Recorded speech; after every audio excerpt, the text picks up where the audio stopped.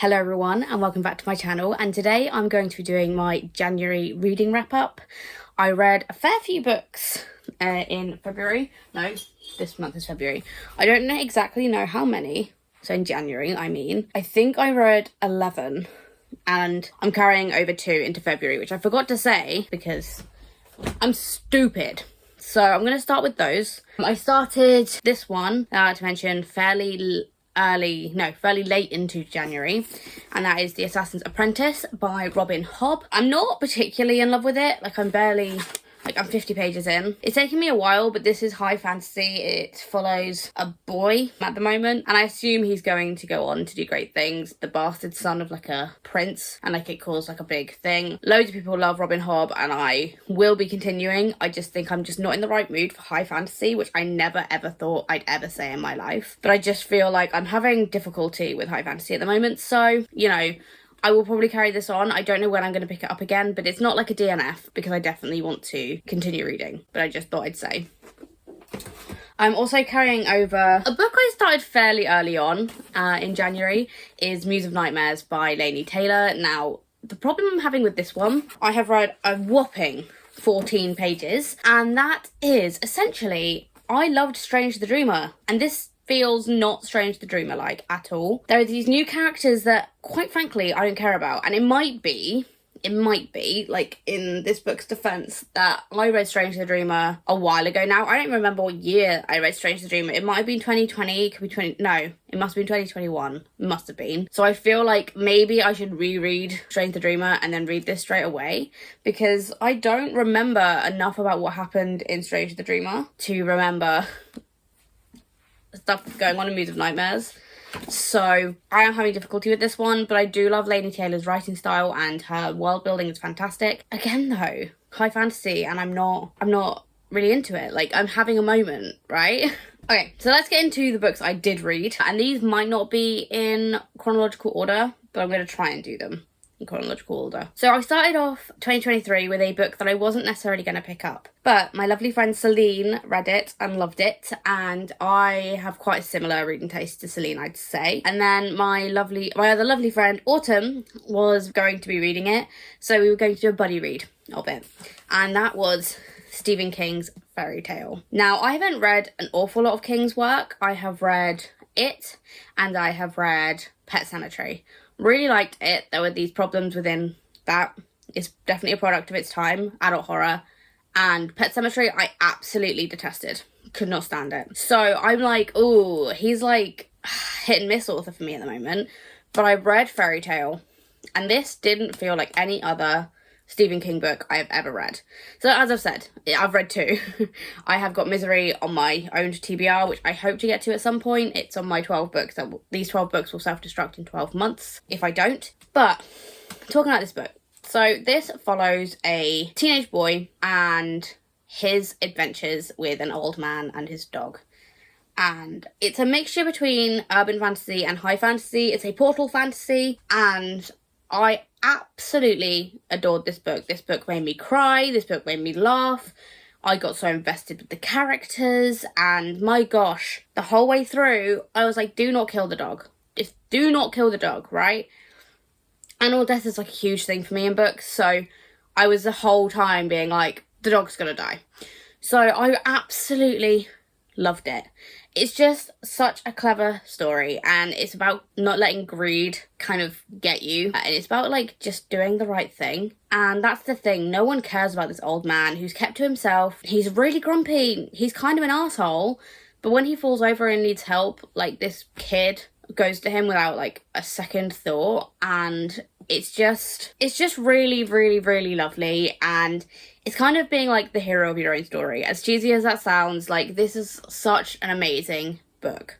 So 5 out of 5 stars, an absolute banger to start the year. Honestly, what a great way to start the year. 5 out of 5 stars. So yes. I also then buddy read Glass Houses by Rachel Kane, with Hannah from A Letter M and Amy McCall from YA Under My Skin, which I have linked both of their socials down below. And this is a reread for me. When I was a teenager, The Morganville Vampires was a series I was absolutely obsessed with. My best friend and I at the time were obsessed with this series. And rereading it, I still enjoyed it. Okay, like it was so nostalgic. So many hits of nostalgia. There's also a lot of things that gave me the ick. So I used to be like basically in love with the main character's love interest, Shane, and he's just like he says things and I'm like, wow, that shit don't fly anymore. Like, holy shit. And Michael is also a little bit gross. The only person who I still love and have no issues with so far is Eve. And Eve is the gothic best friend girl who is amazing. And the friendship group, like, in fairness, is still incredible. But, like, Claire's a minor. She's 16. And she doesn't understand why her parents have a problem with her living with a bunch of 18-year-olds and a bunch of 18-year-old dudes. It's an interesting one. I'm glad I'm rereading it. I will be reading the second one with Amy next month. So we'll see how we go further into this series we go. But, like, it's a really cool urban horror with vampires who are actually, like, nasty vampires. Like, that's the thing with Rachel Kane that I absolutely love, is that she doesn't pull her punches with the vamps. Like, they are awful. They are terrifying. So, that's a plus. I think I gave it 3 stars. Yes, I gave it 3 stars this time. 3.5, somewhere along that lines. It wasn't bad by any means, but, you know. I then picked up Once Upon a Broken Heart by Stephanie Garber. I did not like Caraval. I read the first book and then DNF'd the series because I didn't like it. I thought it was boring and it was just like really tropey and nothing new in fantasy at all. Like, it didn't surprise me at all. So I was very nervous to pick up Once Upon a Broken Heart. This is the Fairy Loot edition. It came in one of the Fairy Loot boxes. And I was apprehensive. Now, I was really stupid. I thought this was a buddy read between Anna, Celine and I, but actually it turns out they were buddy reading the second book, which I don't own. So I sat and read this over a weekend, and I was pleasantly surprised. This is 100% way better than Caraval was. It was interesting. I liked the Jack of Hearts. I thought he was really funny. And, like, the main character took accountability for her actions, right? Like, she knew that she'd fucked up many a time. But she was also very, like a typical YA teenage girl. Where she makes stupid mistakes, but she doesn't, like, whine about them. But the villain in this story was a little bit obvious, I want to say. Like, the twists and turns didn't really shock me, but I did very much enjoy this. This is a very fun fantasy. I gave it 4 stars, I think, because it is fun. It's not 5-star worthy, in my opinion. But it is a lot of fun, and I probably will end up reading the sequel. But yeah, this was a pleasant surprise of mine. So I ticked off my first These Books Will Self-Destruct in 12 Months prompt. So this one I will be keeping, which, shocker, I did not see that one coming. Okay, so now we're on to the books I read for the Lunar Library or the Lunar Book Club live show, which I have linked down below. This is a book club run by Lidette M over on her Discord and through Waypoint Books. It has all changed a little bit now, but we did do a live show talking about last year's books. I started off with Ashes of the Sun by Django Wexler. Now, this is a high fantasy about 2 siblings who go on very different paths. There is a magic system, there is kind of like a kind of post-apocalyptic kind of thing going on. There are class divides. There are a very interesting amount of lore and backstory that is within this. It's incredibly long. I personally think this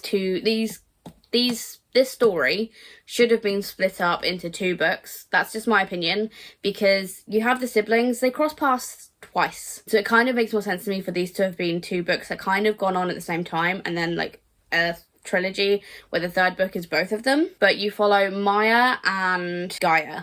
I had to remember. Maya and Gaia. So Maya is the youngest sibling, and she is taken away from her home when she's very young, and Gaia doesn't like that. And she's taken away by this basically religious order who keeps everyone under like a very tyrannical rule kind of thing. Like, their word goes. Like, you could be killed if you're caught doing really mundane things. Like, it's quite brutal, and he doesn't want Maya to be taken, but she is. And so then this kicks off basically Gaia's rebellious streak. Like, he's not gonna stand around and let this happen.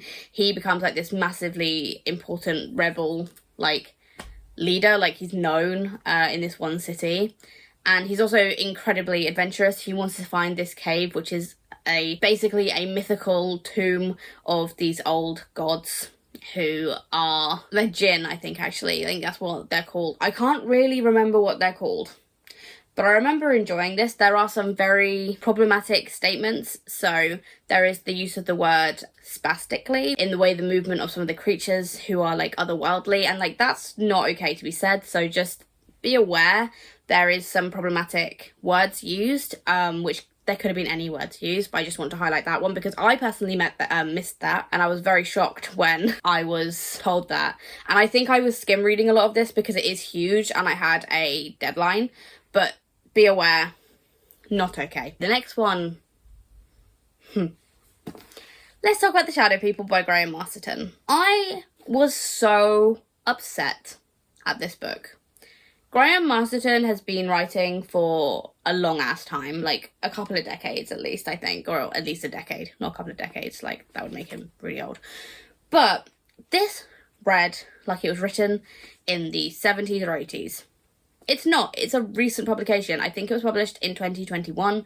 There are pop culture references that are relevant right now, and I hated it.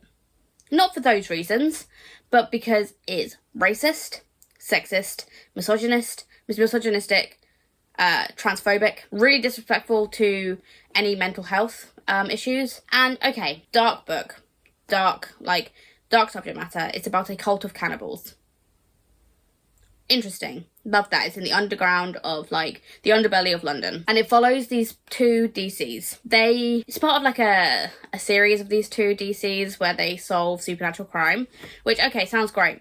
But I'm never picking up another Graham Masterton book ever again. So immediately, I think on page like 12 or something, there is an anti-trans statement where a trans character is, as soon as they realise that she is part of a cult, they call her a man in a dress.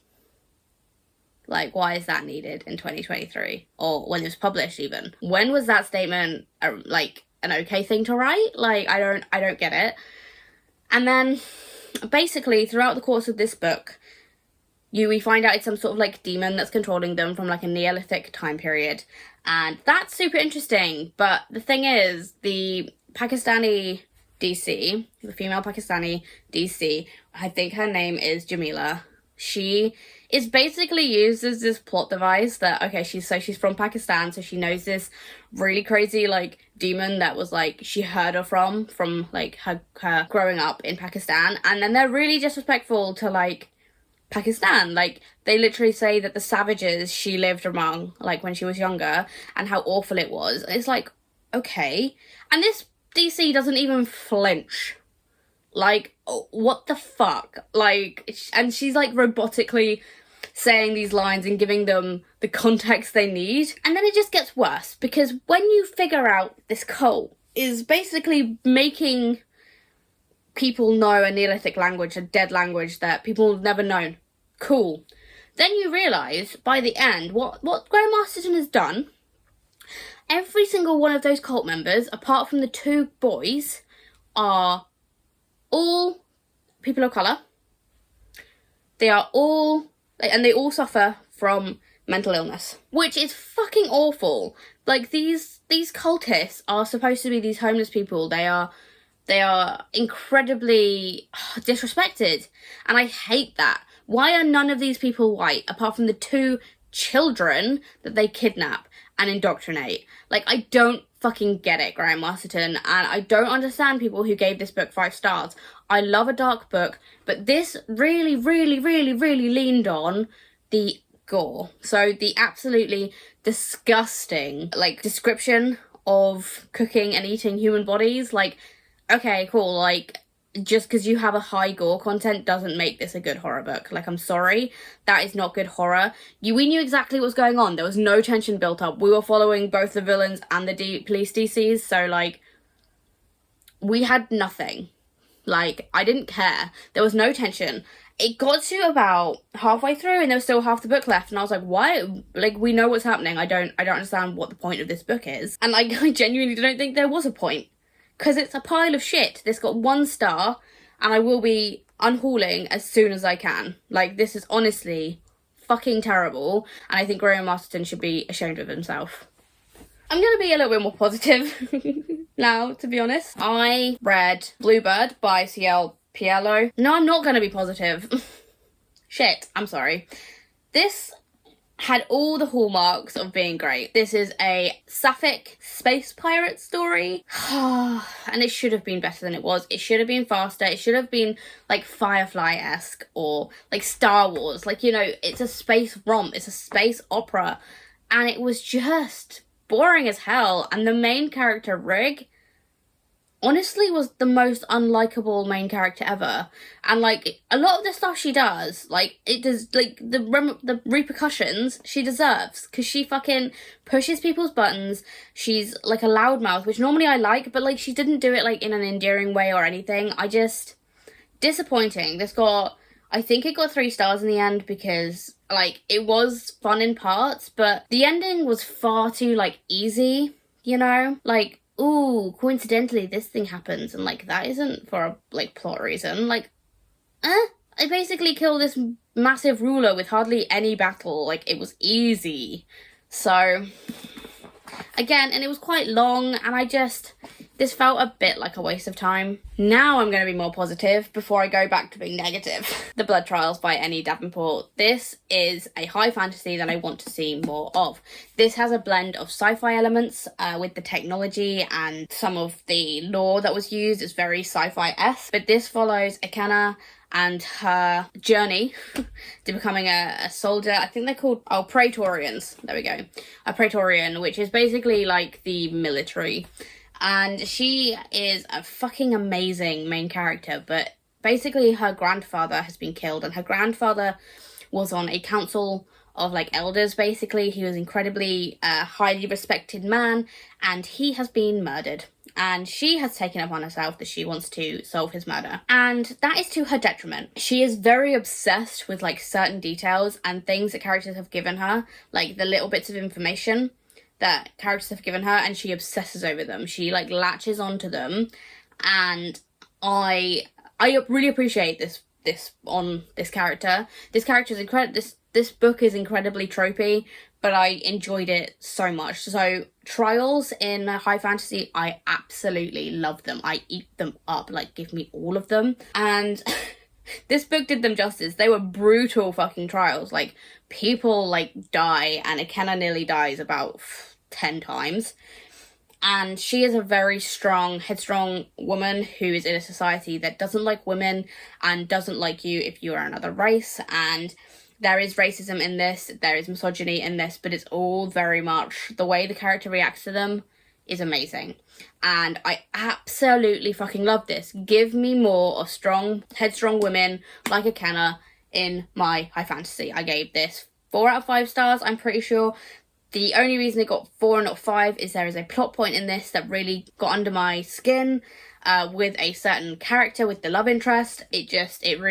I didn't believe it, so that's why it dropped a star, but otherwise, amazing. Okay, are we ready to be negative again?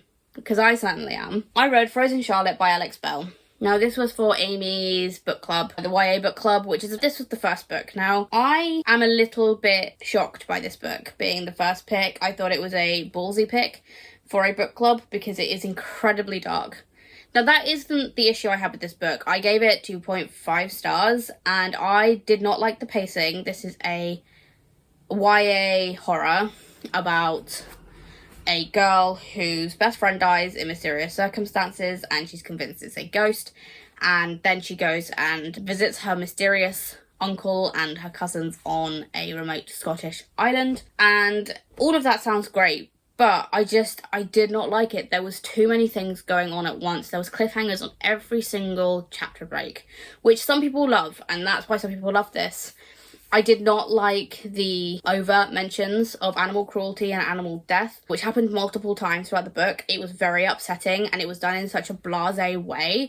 And it was like, why is this in here? Other than to show that this character, who we already know is absolutely despicable, make her more despicable. Like, I don't get it. And like, there was just too many things. Like, if it was just about these Frozen Charlotte dolls, which in and themselves are fucking creepy, I would have enjoyed this more. And I think the weird relationship at the end between Sophie and Cameron, who are cousins, but it's okay because she's adopted, so they're not really cousins. The implications of them being like relationshipy was really gross, and I don't really know why that hasn't been mentioned anywhere with this book, but that's a whole nother story. This just rubbed me up the wrong way in so many times, and I think that is the issue, is that everyone else loved this book and I didn't, but it really, the nails banged into the coffin as soon as there was the mentions of extreme animal cruelty and animal death. It was horrible. And the fact that this father keeps more animals around, like the dad in this book needs to go to like father classes, because stop getting your psycho child animals. For God's sake. Like, it is dark, but I did feel like, again, it leans too much on shock value. And I kind of wish there was more history to this. Like, the things I was interested in was the schoolhouse and the past of the actual house and how these frozen Charlottes came to be there. That was interesting. Loved it. I liked Sophie. I thought she was funny. I thought, you know, Lilius, the younger sibling in this, was absolutely incredible. She was this creepy ass kid. And I loved that because it didn't hold back, but it was just too much all of the time. Okay, let me be a little bit more positive.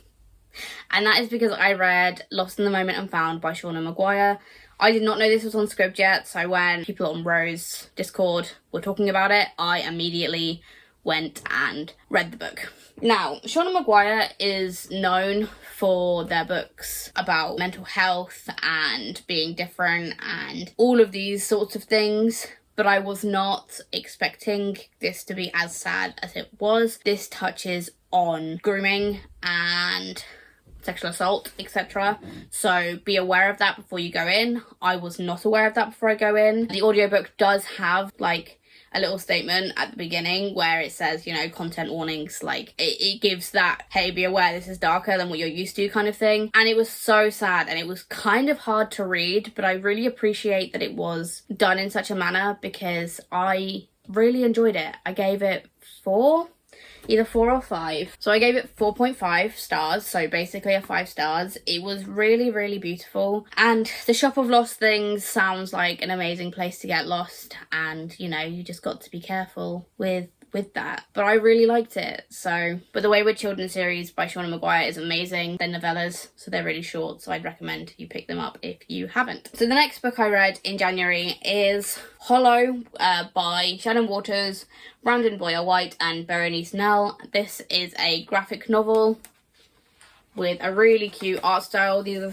I think some of them are the same people who worked on Misfit City, which I also really liked. But this is a Sleepy Hollow retelling, and I read this for the Total Bollocks book club, which I have linked the Twitter down below, and the Instagram, so please go have a look at that. It's a book club where we talk about all different books related to one prompt, so you can hopefully go and get some recommendations. But I absolutely love this little graphic novel. It's adorable. It's about basically years and years and years after the film. It's modern day Sleepy Hollow, and we follow our main character Izzy Crane as she moves to this town, and she is a crane, obviously, and she meets Vicky, who is a Van Tassel, who is like obviously she's like a relation of the original Van Tassel from the Sleepy Hollow like legend, so she's like kind of disenfranchised by everything. And also then we have the biggest himbo of all as the last of the friends. What is his name? Croc. They call him Croc. And he is such a himbo and I absolutely love him. And the story is just lovely. It's LGBTQ plus and it is adorable. I love the art style. I would say this is like a companion to Sleepy Hollow. I don't think I could call this a retelling because it isn't. It's very much like a sequel in a way. But I did love this. It's really cute. It is spooky. It's funny. But like this art style, like look at it. It's so lovely. I loved it. I gave it 4.5 stars. So, woo! Then the last book I read in January is The Hitchhiker's Guide to the Galaxy by Douglas Adams. This is don't mind me just falling over. This is book 1 in the Hitchhiker's Guide to the Galaxy series. I am reading this for the Don't Forget Your Towel Along, which I have linked down below. And you will hear my full thoughts when we do the live show. Take a look on the Twitter, which I have linked down below, and that will give you all the information you will need. I won't even tell you my star rating, but we'll be discussing this as a group, and I'm really looking forward to hear what other people have to say about it. So, I think that is all I read in January. And it was not a great reading month, to be honest. There were some absolute standouts. But overall, relatively low rating for me, which is upsetting. So let me know your thoughts down below if you've read any of these. If you can't bother to do that, please just put a little star emoji down below. And like and subscribe if you haven't already. And I will see you in my next video. Bye, guys!